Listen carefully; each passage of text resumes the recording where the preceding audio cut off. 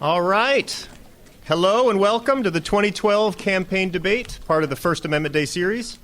The First Amendment is the foundation of our democracy, and debates such as these, regardless of the outcome, are celebrations of our ability to speak and debate freely without interference as protected by the First Amendment. So first, I'd like to thank our sponsors who helped make this event possible: the Greenlee School of Journalism and Communication, Lee Enterprises, the Leo Mores chapter of the Society of Professional Journalists, the Iowa State Daily, the ISU Committee on Lectures sponsored by GSB, the College Republicans, and the ISU Democrats. So tonight, we have the ISU Democrats and the ISU Republicans ready to convince you which candidate should earn your vote in a few weeks. But first, we would kind of like to see who has come to hear this debate. So if you flip over the back of your program, you'll see on the back it says, please put an X depending on which candidate you favor right now before the debate. So if you honestly have no idea, put an X right in the middle where it's neutral. If you're leaning Obama, move it a little bit to the left. If you're leaning Romney, the other way. If you're sure, put it all the way on the edge. So please mark that now. Grab a pen. At the end, after the debate, I'll ask you to fill out the one on the bottom, and then I'll collect that and we'll see what happens. Also, the bulk of the debate will resolve around questions posed to the debaters. Now, we have a few questions already drafted that both sides have created and put into the pool, but you'll see on the bottom of the front page, or the front part of your debate, is a spot where you can come up with questions. So if you have a question you would like thrown in the pool to ask the debaters tonight, go ahead, write your question on it, rip off on the dotted line, and then just put your hand up, and I will be running around during the debate, taking those and bringing them up to the moderator. Even if your question is not used and you got a great one that you're dying to hear about, when the judges retire to talk about the evaluation, we'll open it up and you can come up and ask the debaters what you would like. Okay? So to get started, let me introduce our moderator for this evening, Dr. Tom Beal.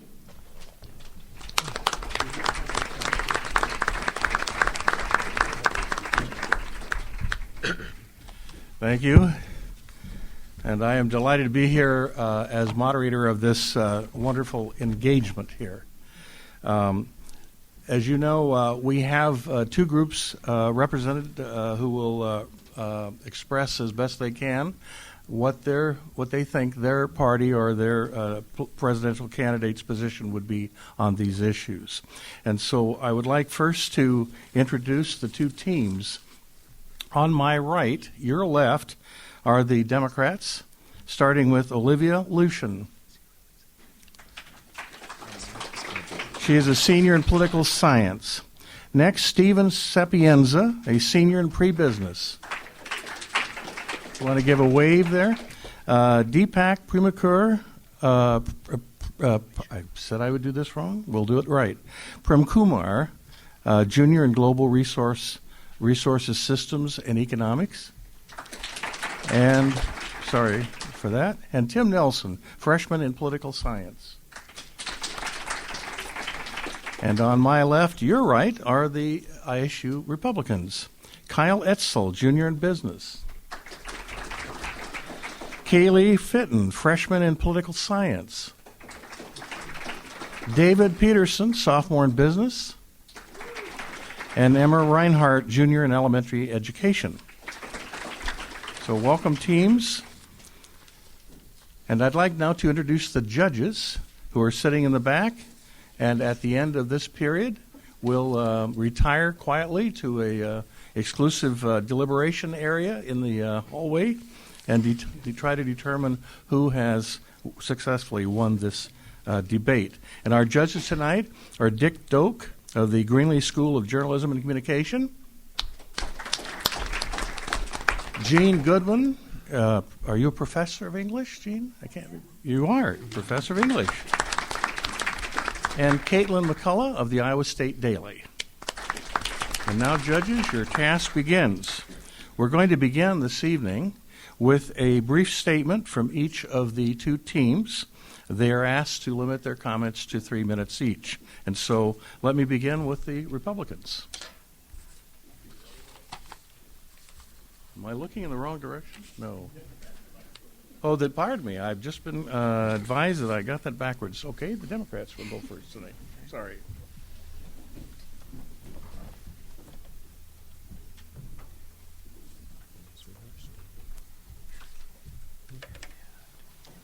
Hi, first off, I'd like to thank the College Republicans for attending this debate with us. I'd like to thank our sponsors for this event, and I'd like to thank all of you for attending to ensure that we are able to have a civil discourse, but one that is sort of informative, that helps you decide who you'd be voting for this November. I'd like to introduce myself first. My name is, as you heard, my name is Deepak Premkumar. I'm majoring in global resource system and economics. I'm not up here right now because I'm a great debater. In fact, this is the first debate I've ever done in my entire life. And I'm not up here right now as a true representation of the Democratic Party. I don't dogmatically believe in everything they've stood for. But I feel like the election in November comes to a choice between Barack Obama and Mitt Romney. And I support the Democratic Party for the values they espouse, values of equal rights and equal opportunity. And I support the policies in which those values are imbued. Barack Obama said in his DNC speech and some of his debates that budgets reflect choices. And I really support the choices that President Obama has tried to create in his first term and will continue to create if elected again. Choices of health care. I strongly believe everyone has a right to health care. I feel that it is a disgrace that in the most developed nation in the world that people die because they're uninsured. I feel people should not be denied for their pre-existing conditions, and that insurance companies should pay at least 80% of their budgets on actually treating patients. That's why I believe in Barack Obama. I believe in Barack Obama because of his investment in students like myself, increases in Pell Grants, the idea of equal opportunity to make sure our country can grow and people can attend college. But more than that, as a student and as a young adult, that I can stay on my parents' insurance plan till I'm 26 so I can tide over the uncertainty period after graduation. I also support and believe in the Democratic Party for their investment in clean jobs and energy. I like the concept of fuel standards, and I understand that our way moving forward is in the way of the future and relies in science and innovation. I also appreciate that Barack Obama invests in building communities and infrastructure that were desecrated by the economic recession. And finally, and definitely not least, the social issues. We're all humans, and we are all equal, and we all deserve a chance to be equal under the right of law. And I believe Barack Obama and the Democratic Party strongly believes in this. And the way Barack Obama wants to go about this, I strongly support, and that is the way of the middle class out. And I feel that is the only fair and smart way of going about this.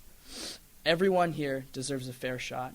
They deserve a fair share of our country's prosperity, and everyone here should play by the same rules. Thank you. Right on time. And now for the Republicans' opening remarks. You have 3 minutes. Thank you all for coming tonight. My name's Kyrie Fitton. I'm a freshman in political science here at Iowa State University.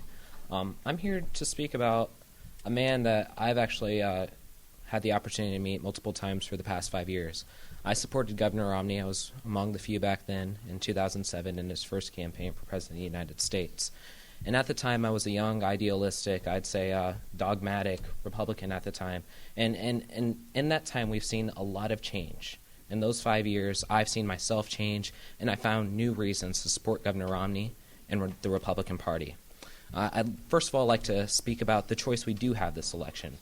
We have the past 4 years versus the current vision that each of the candidates have for the next 4 years. We have seen unemployment in its longest streak above 8% in our nation's history. We've seen deficits that are unprecedented and a promise to cut them in half that has been broken. We have seen big banks continue to have policies that they're too big to fail by failed reforms of Wall Street.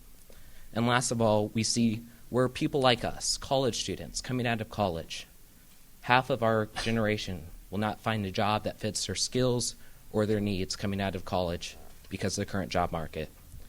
And if we contrast the past 4 years and the continued vision for the next 4 years, because the president isn't offering anything new, with that of Governor Romney, who has had leadership experiences, 25 years in businesses where he was successful, largely successful, in creating jobs, knowing how the private sector works.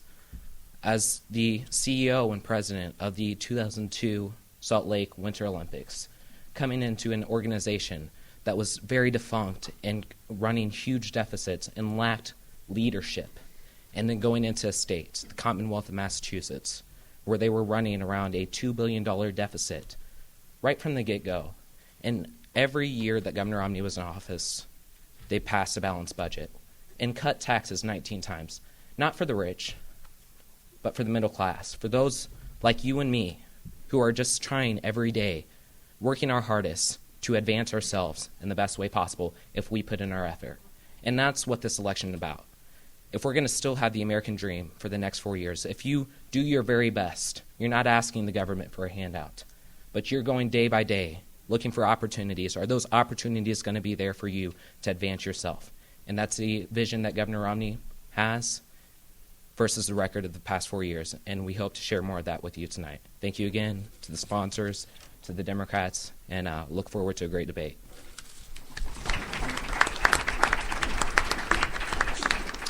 Right on the money. I can't believe how good you're doing so far. Very good. And keeping time. And now we go to our first question. Each team will have 2 minutes to respond to each question. That will leave us time for several questions and perhaps time later to come back to a question they didn't feel was completely answered. And now, Michael, is there an order in which we begin the questioning? My gosh, I have the power to decide. Well, then let's start with the Democrats since they started last time. And our first question to you is, how will your candidate lower the cost of higher education? Okay, well, to begin with, President Barack Obama has supported providing tax cuts for college students who are trying to get in. It's called the Earned Income Tax Credit, which actually allows people to make money from that, basically from going to school. Another thing he did actually happens to do with student loans. If you didn't know, when you're actually getting a student loan from the federal government, you're actually getting it directly from the federal government now.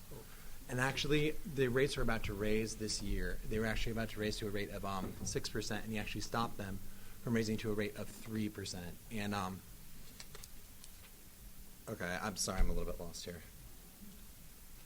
And overall, the government has been actually trying to help with funding teachers, and by actually using the tax money to help fund teaching and education and things of that nature. And that will be all.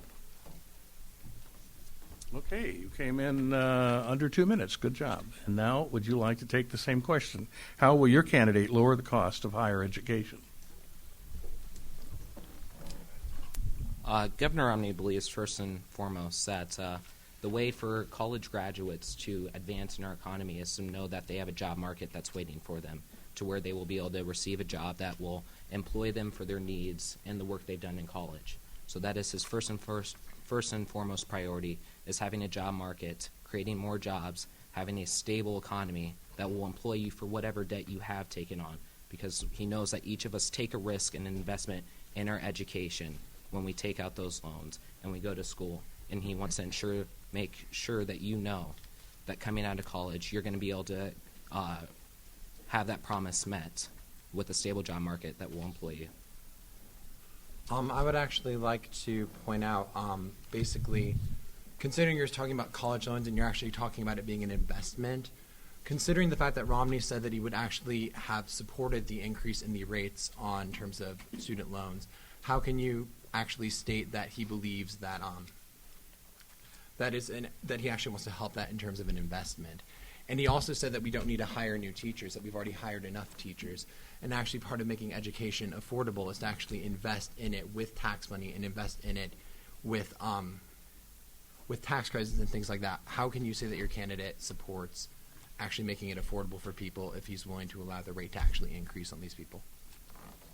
Do you want a minute to rebut? We would like that. First of all, I'll rebut your assertion that Governor Romney says he does not believe in any more new teachers. That comment, out of context, was in relation to K through 12th grade teachers.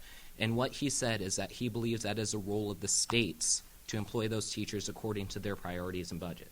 Second of all, you said more money in lowering rates for student loans.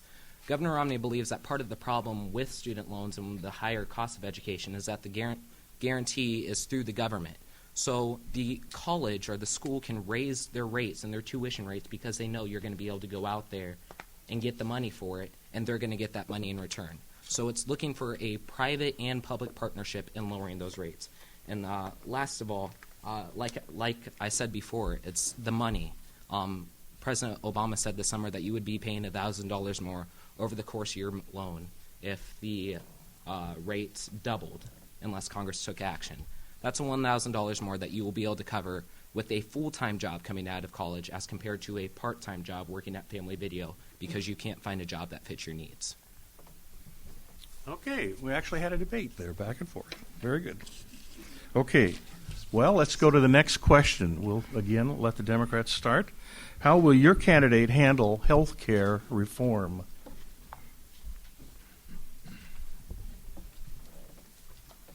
Right. As I'm sure many of you are familiar, in 2010, Congress passed the Affordable Health Care Act. Following basic conservative principles, the Affordable Care Act does several things. First, and possibly most important, it corrects flaws in the healthcare system by removing the obstacles that stop the system from functioning like a competitive marketplace. Before the Affordable Care Act, younger, healthier insured people were used to subsidize older, sicker insured people. The younger insured paid more to cover the cost of older insurers spending more. The ACA creates a bigger pool of people buying insurance for which to subsidize those who can't have insurance. Either they can't afford it, they have a pre-existing condition, or they're just older and sicker, with those who can afford it. The mechanism by which this all occurs is the mandate, created by conservative economists, the Heritage Foundation. The mandate serves to encourage personal responsibility. Those who can afford insurance can no longer trade away tomorrow's need for today's want. The Affordable Care Act also creates health insurance exchanges, a pro-market move that frees up buyers and sellers, standardizes products, and adds pricing transparency, forcing insurance companies to be accountable to the people using their services. Under the ACA, businesses and individuals can now see what they're actually buying. Another important provision is that businesses can opt out and subsidize individuals' health insurance coverage instead of providing insurance coverage themselves. Can you finish quickly? Your 2-minute time limit. Are you done? All right. Well, would you like to respond? You have 2 minutes, and the question again is how will your candidate handle health care reform? I'm going to go about this question in two parts. First of all, with what President Obama has done wrong with relation to health care, and then second of all, Governor Romney's plan, which I'm sure you're all interested to hear. First of all, we heard about how healthier younger people spend more for their insurance to cover those who are at higher risk and would pay higher rates. A study by the Congressional Budget Office said that insurance premiums for the average American family are actually going up $2,500 in the next 10 years as compared to the $2,500 drop that the president promised as a premise for passing this bill. And passing the bill really takes us to the biggest problem of Obamacare, is that it was not bipartisan. It did not have solutions that were known by all members of Congress, and it was shoved through without everyone knowing those solutions. I would go to the example of FDR, who we all know passed the New Deal. And the New Deal was not a single bill. The New Deal was a series of bills throughout a period of time that they sent to Congress one at a time. Is this a good idea? Is this not a good idea? Yes or no? If they got 50% of those proposals, then they won. It was a victory in their eyes, and then that's how we get the entire program called the New Deal. Governor Romney believes that President Obama and Speaker Pelosi and Harry Reid should have got about this by proposing their ideas, having them fully debated, instead of having a 2,000-page bill, which no member of Congress read, but was passed through against public opinion during one night, even after the citizens of Massachusetts, one of the bluest states in the nation, elected a Republican senator to protest that bill. So Governor Romney believes that we do bills one idea, one by one, instead of throwing everything together and not knowing the consequences, like Speaker Pelosi said at the time, passing it to find out what's in it. Those 2 minutes. May I rebut? You want to rebut for a minute? Sure. Mm-hmm. My opponent here mentioned the bipartisan passage, or the lack thereof, as he says, of the passage of the Affordable Care Act.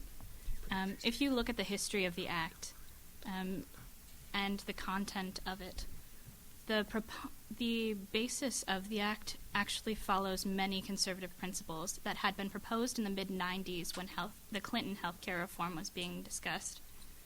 And if you look at the passage of the bill through Congress, there were many attempts early on to foster a bipartisan committee on these issues. A lot of them became gridlocked and unfortunately could not progress. Though the manner that the act was passed is unorthodox, does not mean that it did not follow the procedures laid out in Congress. You came in under a minute. Did you want to rebut? Okay, I'm wondering if Sure. all of you, thank you for pointing that out, if all of you would speak really clearly into the mic. And I was, Michael, can you hear back there too? Would you flag us if we're not able to Are the hear? mics on? Are these mics on? Yeah, apparently I hear them tapping. So just speak to the person in the tile balcony back there. Okay, did you want to respond? Yes, we will respond. Okay, Thank you. go ahead. Speaking, like I said, to Governor Romney's plan in my second point, Governor Romney does not believe that we need to cut 700. Still can't hear? Okay, I guess you're going to have to really speak into that mic. Governor Romney does not believe that we need to cut $716 billion from the growth of Medicare. What that does is say that the government is only going to pay so much for the treatment you receive. What that does to the private insurance market is that doctors are going to deny care and no longer take more patients. That means that seniors are going to lose their coverage under their current doctors and are going to have to go to ones that provide the care given by the panel created within the bill. Second of all, Governor Romney believes that insurance companies should be able to provide across state lines.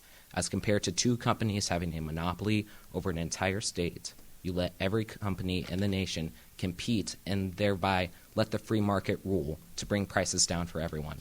And last of all, he believes in tort reform, whereas doctors make mistakes sometimes, just like every other profession, but they are the most sued and it is the most costly to do care in the doctoral profession. If we reform those laws, we will also make them less liable for some of the things that they aren't completely responsible for, thereby again bringing down the cost of care. Obamacare did not do that. Once again, the CBO projects that it will raise costs, not lower them. Okay, I hope we get the audio system set up so you can all hear, and I guess, again, I would appeal to everyone to speak up. You in the audience will have a chance to ask questions, but we did get a few already, and I thought I would pick one from that pool. And the question is, to the Democrats first, 2 minutes, how should the U.S. respond to the current situation in Syria?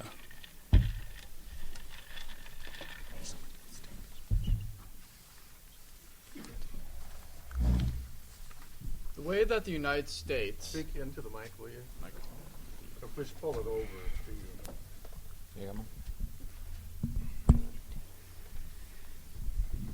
due to the situation in Syria, it's a lot more politically complex than you might believe. We cannot simply send troops into Syria because there are many other factors at play. However, what we can do is that being a country that is for individual freedoms and for democracy, we can help and provide aid to those that have been displaced by the war. That's all. Anybody else on the team want to respond? You have more time if you want. I certainly can. Yep, you have up to 2 minutes. You have about a minute left if you want to. Okay. Speak. One of the important things to consider with Syria is that we must follow appropriate channels before we can intervene.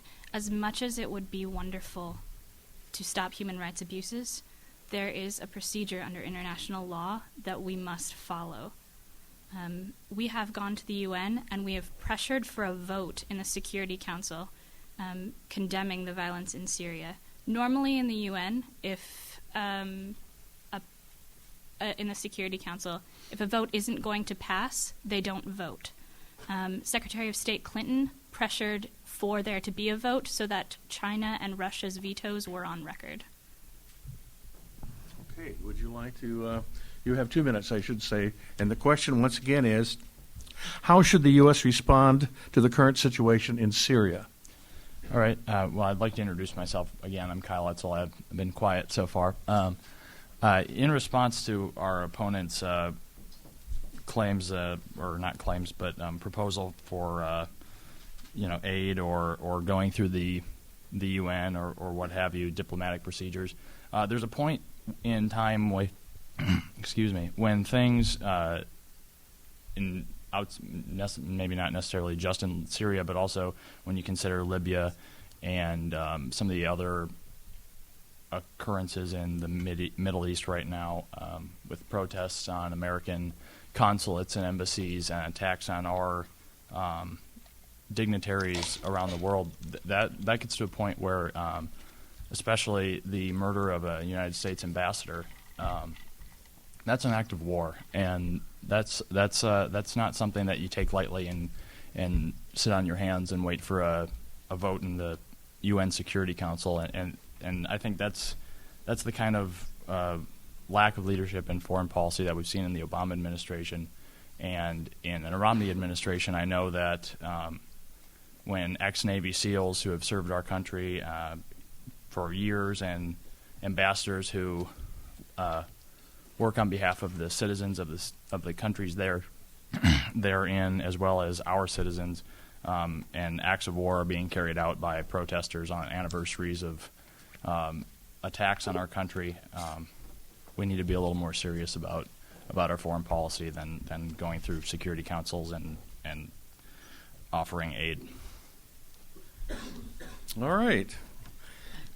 We have another question. Sorry, may we rebut? Oh, you do want to? Oh, sure. My opponent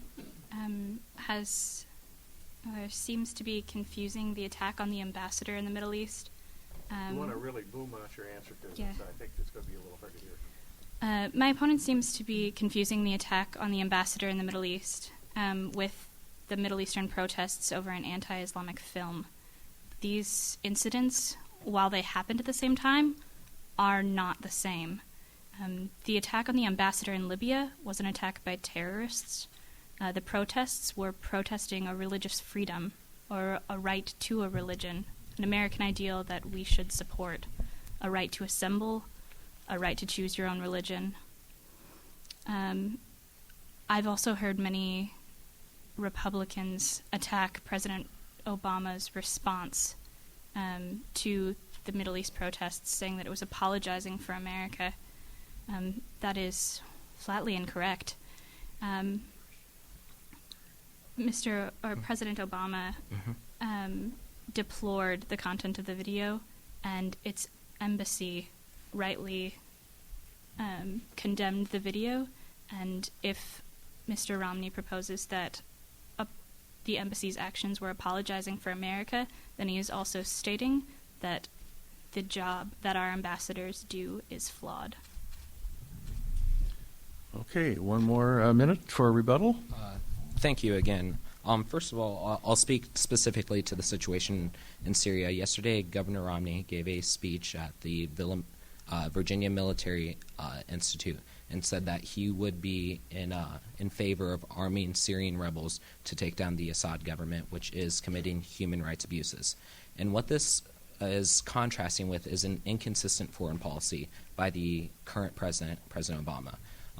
We see these inconsistencies where we will take the advice and consent of the Arab League to go into Libya and uproot a dictator, but we will not get the consent of Congress or talk to Congress beforehand, where we will listen to Russia and China dictate our foreign policy towards a certain nation, but when it comes to Syria, that will do another. I want to speak specifically to what my opponent said about the current attacks in the Middle East.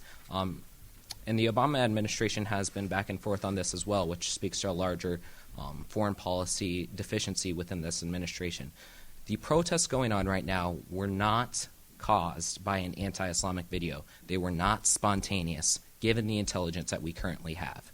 They were planned. You don't go to a protest with rocket launchers.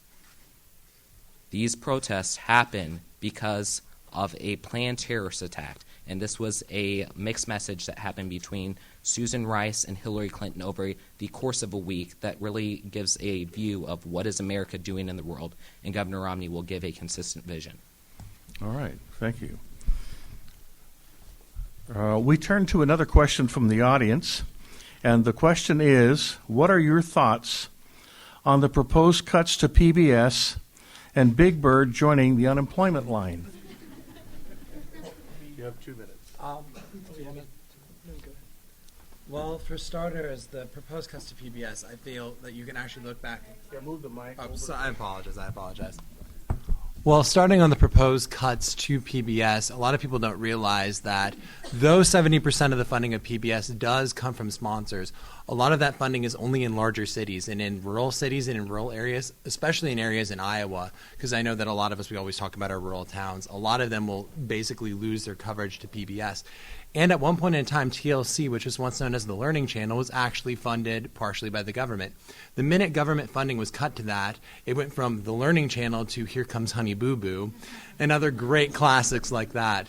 So I feel that we at this point in time need to not sell our channels to marketing and to the bias that's going on, especially in Fox News and MSNBC. And we need to have a channel for our children that can actually provide a non-biased educational television that we can actually count on and depend upon. And the actual percentage of the budget that it actually holds is very minimal, very, very minimal, less than 1%. All right, we got that through that very quickly. Gentlemen, ladies, would you like to pick that up for 2 minutes? I find it humorous that for the past 6 days we have heard 13 mentions of Big Bird and Elmo, but 0 about the economy from President Obama. What Governor Romney said in last week's debate is that his first priority while balancing the budget is establishing, do we want to borrow more money from foreign countries and go into more debt for certain programs? That is his first criteria. And if the answer is no, then that is how he starts line by line going through the budget and cutting where we can no longer afford. As my opponent said, 76% of the funding is currently through private sponsors. I don't think anyone would be harmed by having a few commercials every hour on PBS. And if we want to talk about biases, I think my opponent should go more into who actually moderates on the public broadcasting station currently. And I would be interested in seeing who he thinks the bias is currently. Well, No, you actually- have a minute. Actually, you have a little more than a minute because you didn't take a full 2 minutes last time. okay, well, I would certainly like to add that you're right, it is budget priorities, and we see public access television as being a priority, and not a tax cut of $5 trillion over 10 years for rich people, and not $2 trillion added to the military that they haven't not asked for. And while we may have a debate as to how moderate or how unbiased each of the people are on there, we are talking about some of the educational programs, and by far and large, they tend to be very moderate and they tend to be very accurate and factual.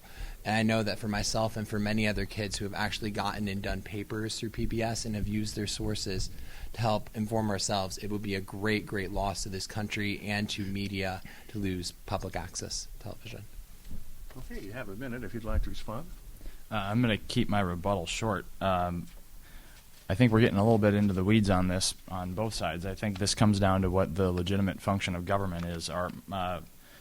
The speaker before me, I apologize that I don't know your name, is referencing $5 trillion in tax cuts for rich people and money for the military. And I see the tax code and the military as legitimate functions of government.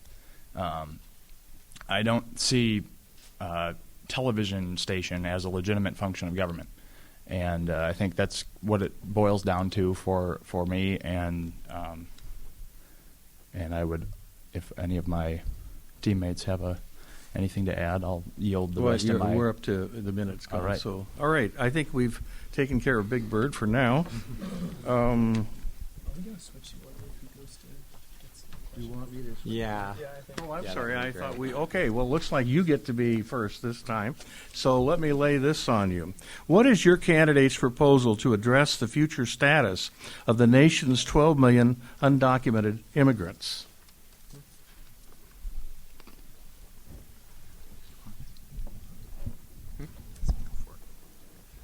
Sorry, I had an ice cube. I wasn't ready for that. Governor Romney first believes that immigration is the power and the responsibility of the federal government. So his first priority, and this is a national security issue as well, is to have a stable and secure border. His second priority, and the reason why we have so many undocumented immigrants in this nation, is to have a system that no one wants to go over or avoid for legal immigration. We have currently millions, 12 million each year, people outside of this country that want to come in here legally, but they can't because the system does not work for them. So, in order to prevent illegal immigration, we have to have a better legal immigration system. And then last of all, as it does concern the current status of the illegal immigrants in this country, Governor Romney believes in a self-deportation policy. This means that we put in place an E-Verify system to where if you want to work in this country, you have to prove that you are a citizen.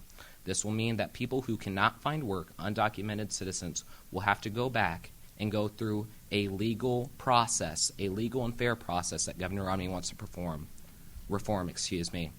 in order to come to this country and contribute, because it is not fair in a country of laws for those families that are separated overseas to have to wait years and years in a system that does not work for them while we incentivize those who are currently here. All right. You have 2 minutes. And the question again is, what is your candidate's proposal to address the future status of the nation's 12 million undocumented immigrants? Well, I think we can actually both agree on the fact that we do need a stronger border and that we do need better immigration laws. Actually, I apologize. We do need better immigration laws to actually allow immigrants in. But the thing is, we already have millions of immigrants here, and they're not going to go away. And this idea of placing what they call it, self-deportation, not only does it not work, but the times that they have actually tried it, it's actually been and backfired. Like in Georgia, for example, they passed a law trying to deport a bunch of immigrants, and what happened afterward is the Georgian economy actually tanked in response to this because they no longer had the farm workers to actually work the fields. And in fact, all the American jobs that Governor Romney and others say that we would actually save for Americans, actually, they did not take these jobs because they did not have the skills to do so. President Obama believes in the DREAM Act, which would actually allow a pathway to citizenship for those who are here. Not people who are criminals, we will deport those, but people who are hardworking, people who have joined the military, and people who are part of families and have actually educated here, and this is the only country they know. And he believes it's a basic part of the American dream and the basic part of being America, our moral fabric, that we should allow immigrants in here. I feel that all of us in this room are descendants of immigrants, and we shouldn't be able to say, I'm sorry, this group of immigrants, you don't get in. You don't get a free pass. We all did, but you don't. All right. And now your 2 minutes. And this question again, or did I read you the question? It's a rebuttal, sir. Oh, you did that already. Okay. So do you want to rebut? Yes, thank you. First of all, my opponent is talking about deportations and how these people cannot leave our country. It is a little-known fact that President Obama is the president who has deported the most illegal immigrants in his tenure in 4 years as president. So that is first and foremost. Second of all, my opponent cited the DREAM Act. Governor Romney believes in his own version of the DREAM Act, to where if you serve your country in uniform, you will be granted citizen status, if you do not have a criminal record. But in response to President Obama promised within his first year that we would have a permanent solution to immigration. We didn't see that the first year, nor the second, nor the third. We saw it 3 days before he spoke at the NALEO conference. This is political pandering and political expediency in a re-election year by the president. And then last year, and saying sorry to the immigrants who are currently here. Would my opponent like to say sorry to the millions across our oceans who have waited, and they've done the right thing, and they've waited in line, and they can't get in here? So we're punishing those who want to go about it the right way, who want to see their families. And because we have a broken system, those are the people that are paying for it. All right. Well, you have a minute to rebut. Okay, well, there was actually a lot covered there, but what I would like to say is we are not trying to apologize to the people over there. We want to fix the laws to allow them in, but there is a real problem right here, and we do have to deal with the problem right here, because if it does not get dealt with, it will not go away. And regardless of whether or not you call it political expediency, he had, a failing economy to deal with for the first few years and a mild recession to go through to actually try to save that. So he did actually keep his promise to try to pass through immigration reform right there. And to add to the last portion, you're right, he has deported people using government money. We're talking about self-deportation. How are these people going to find and fund their way to get home? And we're talking about breaking up families and kids who possibly don't even speak Spanish here. And though we do agree with the military, we think if you got an education here, if you worked hard here, and if you are deserving of getting a pathway to citizenship, you should have one. All right. We have time for one last question from the podium. And I'm going to see if I can find one that can be dealt with reasonably well. Oh, boy, there's some good questions here. And no time to cover them. Let me ask this one. Let's see. Will you start this time? I got to keep track of it. I feel like Jim Lear up here. Okay, then we'll go over here. And the question is, how will your candidate handle the tax code to create job growth? I guess I'll start with this. First of all, Governor Romney believes that we need to have a competitive tax system.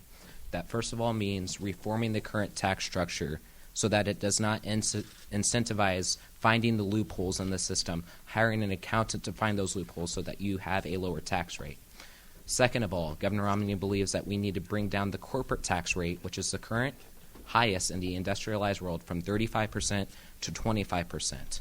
This will mean that businesses will go out and hire more people. Those people will be tax-paying workers who will contribute to the federal revenue, and that will bring in more money.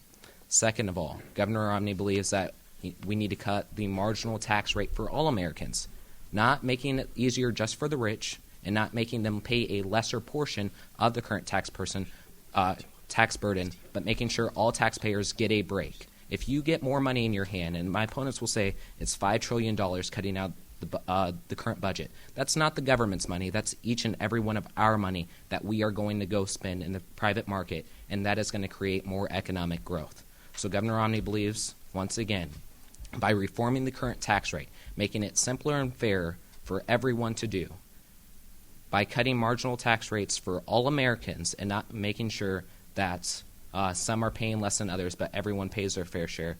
And then last of all, by cutting the corporate tax rate to incentivize bringing jobs in America, that will we have more revenues and a fairer budget.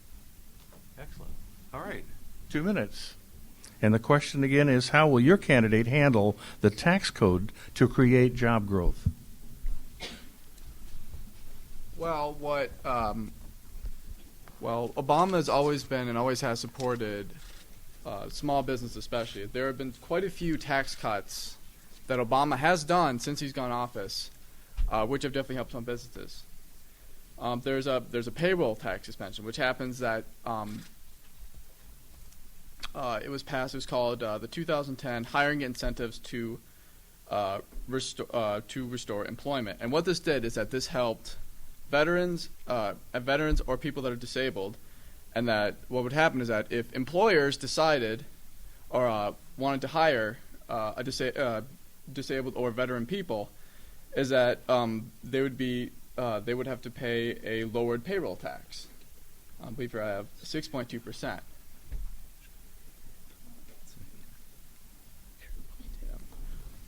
Additionally, President Obama and the Democratic Party really believes that job growth should come from the middle class out. That's where we believe innovation comes from. We do agree with the Republican Party that the corporate tax rate should be reduced to 25%, closing loopholes and deductions so corporations actually pay that rate in our country, and to incentivize giving corporations some tax breaks so that they don't want to bring jobs overseas, that they want to keep jobs here.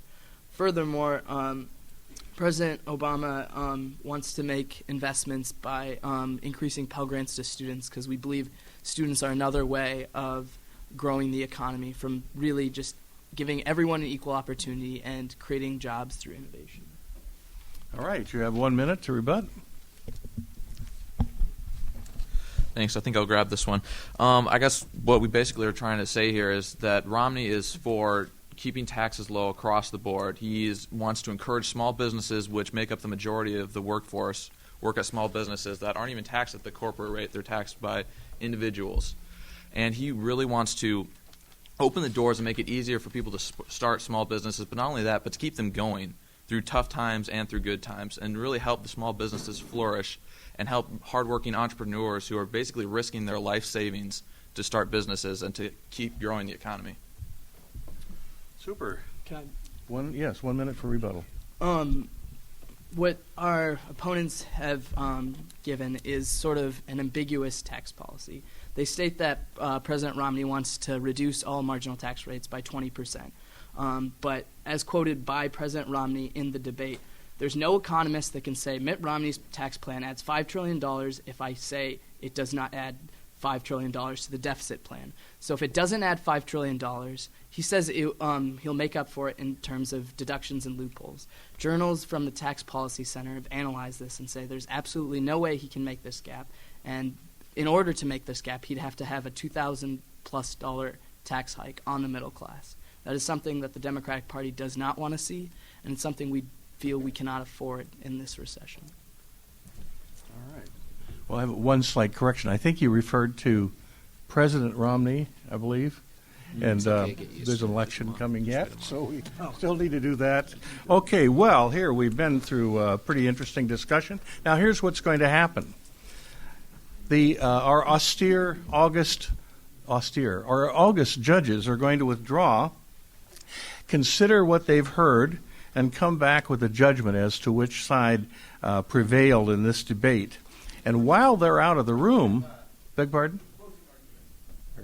Oh, yes, sorry. Boy, just call me Jim. Are we going to go same order? Okay, we're going to have closing arguments, and it says same order. For the closing arguments, the Dems go first. Okay. And you have, I think the plan is 2 minutes for your closing arguments. That's what I thought it was say, but I can do it anytime. All right. All right. Well, thank you, everyone, for coming, and thanks to the judges, and thanks to the College Republicans, and thank you to the moderator. Thank you to the moderator. You are nowhere near as bad as Jim Lear. And I would like to actually, my word, they don't plan for 6'3" people, do they? I would like to finish with a statement made by the DNC, by Julian Castro when he was doing his DNC speech. He stated that President Obama was going to be the person to lead this to another American century being in the 21st century.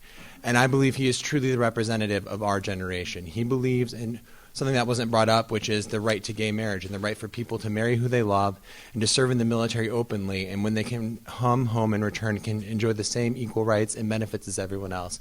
He believes in the DREAM Act. He believes in immigration rights. And he believes that if you come to this country with your parents when you were too young to remember, and this is the only country you know, you should be able to stay here. And you should be able to get a job here, and you should be able to work hard toward getting citizenship. He believes that women deserve the right to have control over their own bodies and over their own choices. And he believes that women and other people should have the rights to free reproductive services. He believes deeply, deeply, deeply in a fair and free economic system where everyone plays by the same rules and where everyone is trying to work to build the middle class. And finally, he is, for the most part, our president. He has stood up for us. We voted for him the last time. And he is beholden to us. And let us reelect them.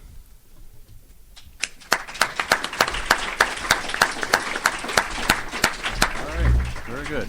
And now for your closing remarks.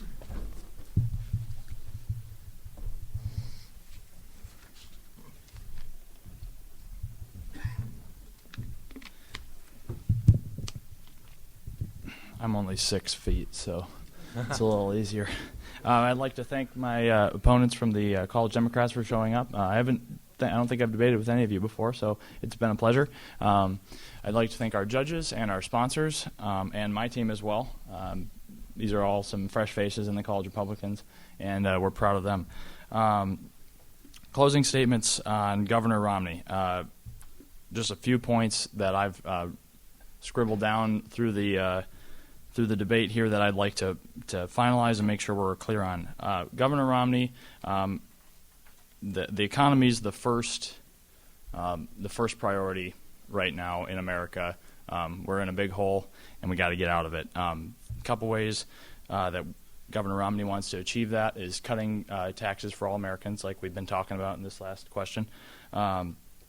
Energy independence, which we didn't touch on a whole lot. things like the Keystone Pipeline, which is going to be a lot of jobs for Americans. And then that's not mentioning the lower cost of fuel and things like that. That will also be a boon for the economy. And then as well, I'd like to highlight the foreign policy we talked about decently at length tonight as well, and that Governor Romney is a strong supporter of defending our allies and making clear that America is not, we're not going to roll over when things happen to us around the world. And then bottom line, Governor Romney's for a smaller federal government. That means more focus on the 10th Amendment, states' rights, and keeping government out of our lives so that we can all be on a level playing field, a playing field where we're not limited based on how much money we make or how much work we do or where we came from or what state we live in or what have you, where those regulations are taken away and we're free to do our best and make the most out of our lives. So that's my closing statement. Thank you all for coming, and thanks to everyone again.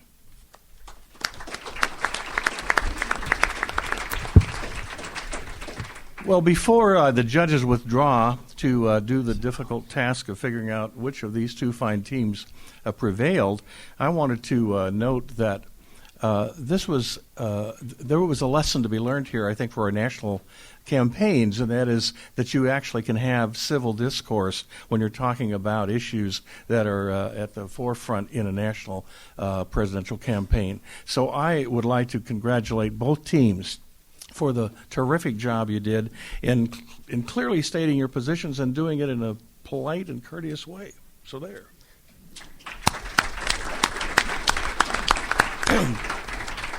And so now the judges are going to step out of the room for a few minutes. And while they're gone, you will have a chance to step to that microphone and ask the panels, the two teams, a question. I'd ask that you not make it too complicated because we don't have a lot of time. And there will be no rebuttal. In this case, you'll have a chance, each team, to respond to the question. So here we go. We have a question. Is that mic on? I wonder if... Okay, is there a switch at the back? One moment, we'll get a technician to help you out. I hear something. There we are. Thank you. Good, thank you. Thank you. I didn't get my question asked on the paper. Would each side please tell me what you think caused the 2007-2008 economic disaster in this country? Let's see, do you want to start, or I think it's either side could start this one. We're okay to start with this. Go ahead. First of all, I think everyone can agree there was a lack of regulation in Washington. That is not singularly President Bush's fault. That's the system, and that actually the decrease in regulations began in the Clinton administration and a Republican Congress led by Speaker Gingrich. What we saw are examples of people who did not have enough incomes to pay for loans for houses they simply couldn't afford. We saw federal lenders giving $600,000 loans to people who made $20,000 a year and could not keep up with their expenses. And that's what really caused the fall of the market, is that when the lenders went to collect on that money, basically, there was no money there. We lost the capital there, and that hurt everyone. So Governor Romney believes in a responsible regulation because he fundamentally believes that regulation is necessary in our free market, but doing it in a responsible way that does not cut back on economic efficiency. Okay. Would you like to respond? Yes. While Bush may not be the sole reason why there was an economic crash in 2008-2009, I do not believe he helped the project along. Now, the way that the recession started, as I said before, is that it first started with the housing bubble. Is that what happens? That people were buying houses and trying to sell them for a profit, and they started going more and more, and they borrowed money to sell these houses, and eventually the bubble crashed, and then the lenders paid out. Then after that, the market crashed, and it pretty much created a domino effect, which is how Europe was affected, and essentially it spread out. Now, Obama has recognized the fact that at this point, it doesn't really matter whose fault it is. It's what we can do to fix it. And a lot of things that Obama has done has helped fix it. For example, the auto bailout. While it seemed like a very risky venture at first, we see now today that companies such as General Motors and Ford are actually doing quite well and succeeding. And so even though we may not be as economically strong as we were a few years ago, I definitely think that under Obama's leadership, we are better off than we would have been under anybody else. All right. You're next. What is your party's candidate's view on civil rights as they pertain to the war on terror? For example, the Patriot Act and the National Defense Authorization Act, and how might that differ from their opponent?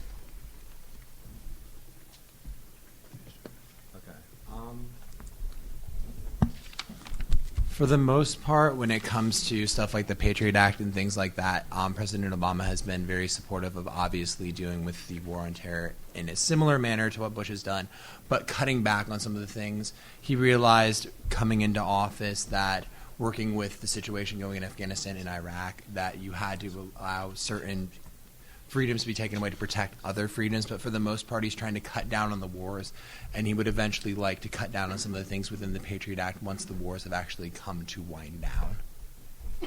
Okay, about a minute or so, if you could respond to that question. I'm glad you asked. I just did a project on this for my English class. At the time, President Bush saw it as constitutional and did quite a bit of research to support that claim. Later, the Supreme Court refuted that, which is another argument altogether. But the Patriot Act was a means, in President Bush's opinion, to gather as much intelligence as possible so that we were, in the very short term, able to defend the United States against more 9/11-esque attacks. And since then, President Obama has continued some of those tactics. What it comes down to, I think, for the Republican Party is that the first job of the President of the United States as the Commander-in-Chief is to protect the citizens of the United States of America. And I believe that was President Bush's ultimate goal, and that is what President Obama keeps in mind. And I think that's the bottom line for the Republican Party anyway, is doing what we can to make sure we're as safe as possible at all times. And okay, I think we'll end it there. Would you like to ask the next question? Sure. What will your candidates do specifically in regards to funding for scientific research? Okay. Did you hear the question? Are you ready to respond? Can you do it in a minute or so? Our candidate already has produced significant amounts of legislation in order to create a bigger market and increase funding for alternative energies. Now, in regards to this, he hasn't taken off conventional energy sources as well, as, for example, for the Keystone XL pipeline project. He has not approved and is not gung-ho for the project, but he has not ruled it off on the table. Essentially, what the stance Obama is taking is that anything that could help lessen our dependence on foreign entities for energy, anything is on the table as long as it helps. All right. You know, books have been written on these topics. I think you know that. You want to ask the next question? Oh, sorry. Just call me Jim. First of all, I think when we talk about spending, we need to go back to the priorities that Governor Romney has set for his administration when he's president as it concerns the budget. First of all, is the program so worthwhile that we need to borrow more money from China and foreign debt to pay for it? Second of all, are we willing to kick the can down the road with that debt to our children? And then he'll go line by line. That includes scientific research. Specifically with scientific research, as an after effect, Governor Romney wants to increase funding for the military. I think many of the advancements we've seen in our society over the past half decade in technological advancements have come indirectly from the military. This is not to say we want a military-industrial complex, but we realize that there is an added benefit from the military having and the armed forces having more funding and advancing our cause. All right. Now I think we're ready for your question. In reference to the Keystone Pipeline, what would be Obama's reasons for not allowing the completion of the Keystone Pipeline, and what would be the reasons that Romney would have for supporting the Keystone Pipeline? Could you repeat the question, please? What are Obama's reasons for not allowing the completion of the Keystone Pipeline? For Obama, there are several factors in not completing the Keystone Pipeline. But as I said before, he hasn't taken it off the table. He hasn't said that he would not at all, that he would refuse for the pipeline. However, there are other obligations, such as to protect wildlife and to essentially preserve the country's beauty as well in such a pristine area.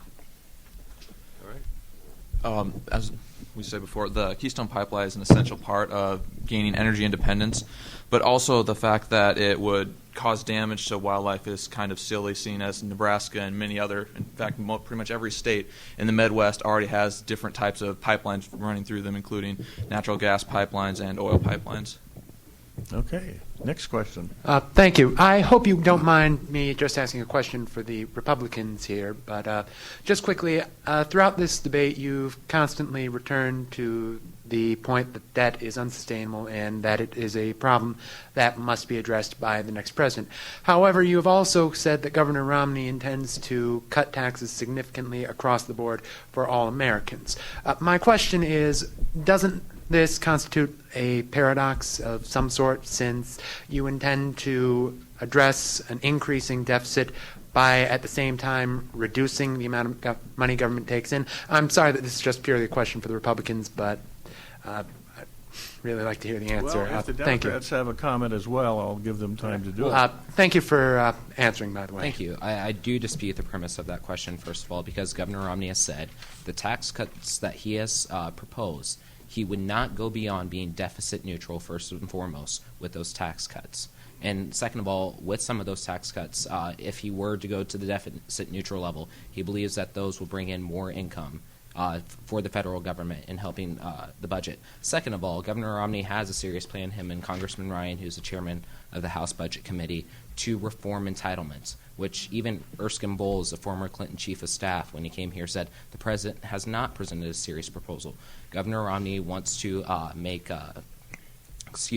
he wants to reform Social Security so that we're raising the age, not for those current retirees that are on there. If you're 55 and older, the system will not affect you. But he wants to give us younger generation the option of opting out of that if we want to. So, and he'll also index the benefits that Social Security provides to inflation plus 1%.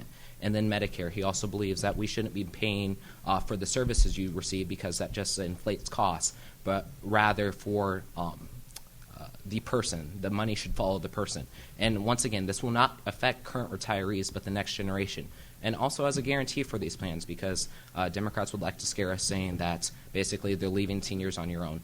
Americans will have the option to opt out of Social Security and Medicare in the next generations. It will not be forced upon you. You will have the option of staying in Medicare and Social Security if that is what you like. But you will also be responsible if Medicare prices are higher than what the private market is offering through Governor Romney's plan, then you're going to be responsible for those costs. So reforming entitlements, which take up the largest share of the federal budget now, he believes will significantly help lower the deficit and debt. Thank you very much. Do you want to respond? Yeah, I'd like to respond to that. So basically what Romney has proposed is a $480 billion tax cut annually. And this is what Obama's extrapolated over 10 years to get the $5 trillion tax cut. He says he's going to keep this deficit neutral by two things: closing loopholes and deductions, and by growth, which is ambiguous at best. And there's no empirical data to support that cutting the marginal tax rates by 20%, he's going to fit enough revenue from that growth to be able to create a deficit neutral plan. If you try and look at the deduction side, maybe that he can fit it that way, that there is in fact no way he can completely offset the cost of his tax cut through deductions alone. If you the attacks on Obama in regard to Medicare, I think are really unfair.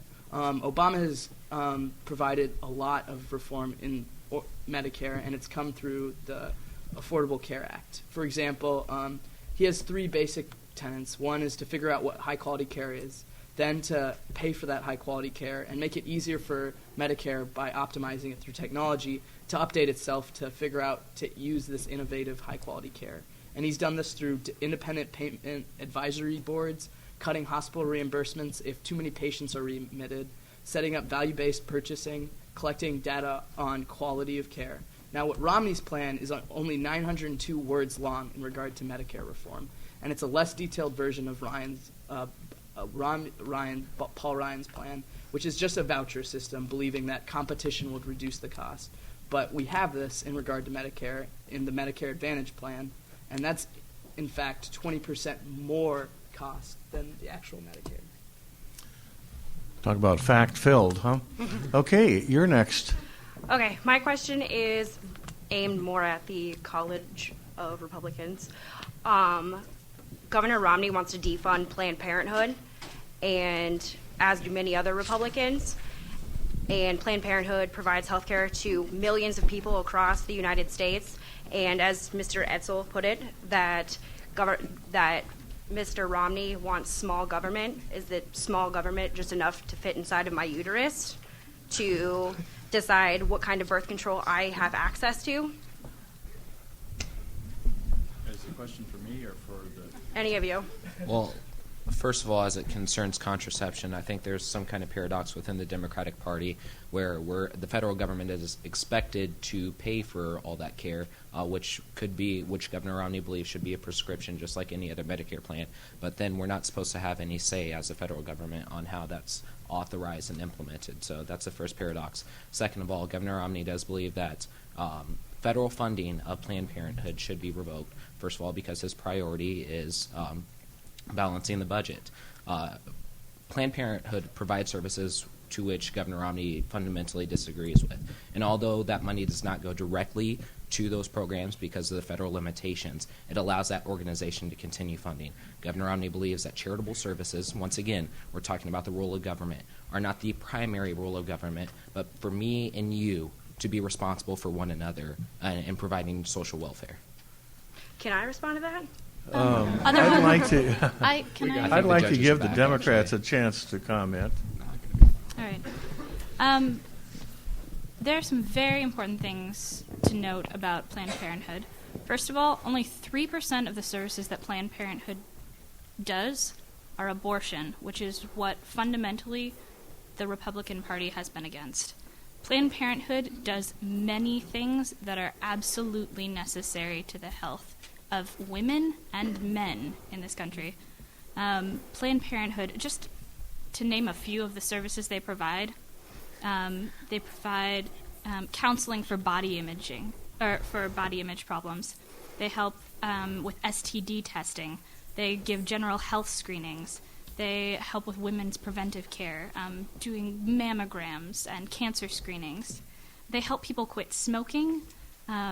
They help people deal with infertility, with menopause.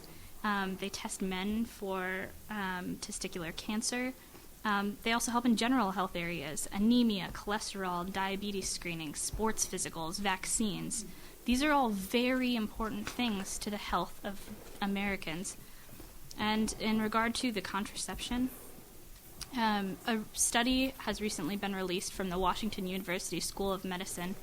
In the study, 9,000 women between the ages of 14 and 45 were given no-cost contraception for 3 years, and they found that the abortion rate dropped between 66 and 75% by the women in this study compared to the national average. This shows that providing contraception at no cost not only reduces the abortion rate, but it also saves money in the long run, because unplanned pregnancies are no longer, and the consequences that come with them, are no longer being funded by the government. I'm going to have to ask my leader if we can continue with the questions from the audience a moment longer. Our panel of judges is back, and they're prepared to give their decision as to how the two groups did. So let me ask, should we do another question or one more question, he says, and I guess you get the last question. Thank you. There are lots of questions I could ask, but I'd like to follow up on the last one.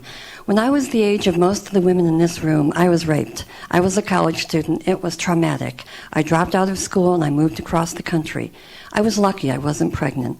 But women do get raped and women do get pregnant from being raped.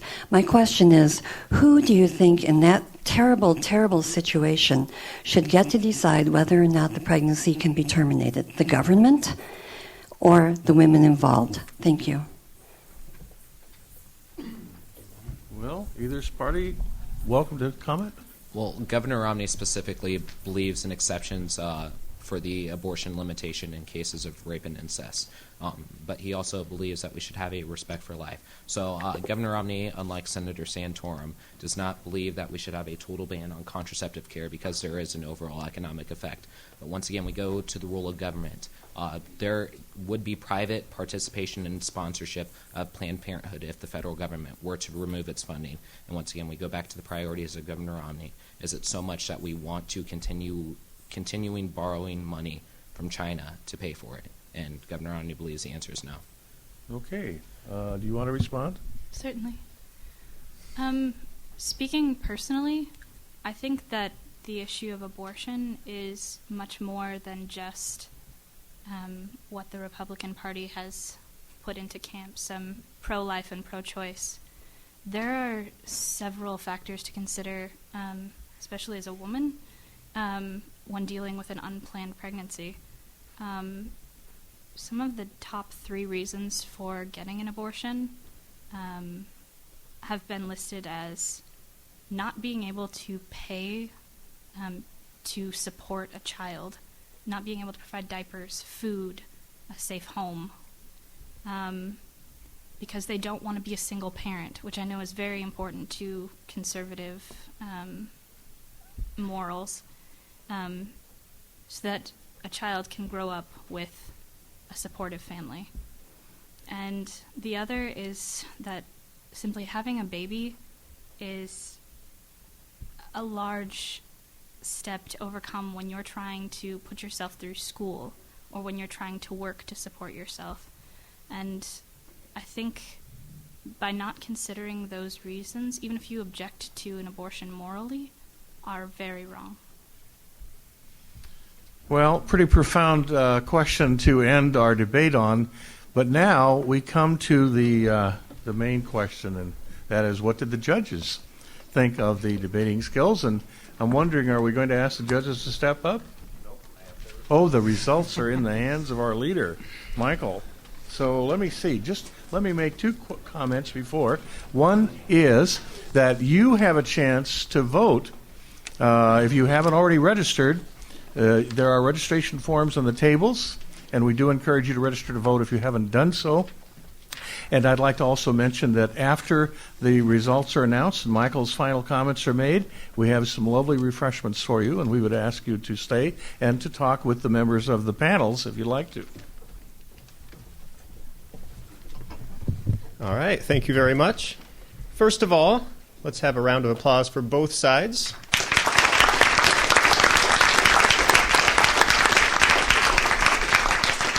I do think both sides did a wonderful job, and I'm glad I'm not judging. The other thing is on the back of your sheet. Would you now please put an X as to what you are thinking now after the debate? And remember, the judges evaluated just the proper debate. You heard a lot more in the question and answer, so please let that be reflected in your X. As you leave, you can drop it on the table back there. Okay. So the judges, as you can see, there's 4 judging criteria. The first one that they would like me to say is civility was rated as a tie, and they would like to echo what Dr. Beal said, saying that we wish our candidates were as civil as both groups. So thank you very much. Clarity, they gave to the Republicans. They said they were very strong at getting their points across and a mastery of the case at which they were arguing. Responsiveness went to the Democrats, saying that the Democrats more often directly addressed some of the opponents' comments. They were better listeners. They were willing to agree and also mark some direct hits upon what the other side says. Preparation, how well each side was prepared, was again a tie. Our judges were very impressed with how much both sides had information on hand. And so as you can see, for probably a good 5 minutes, the judges were considering announcing a tie for both groups. But that's no fun. So they decided that barely tonight it goes to the Republicans.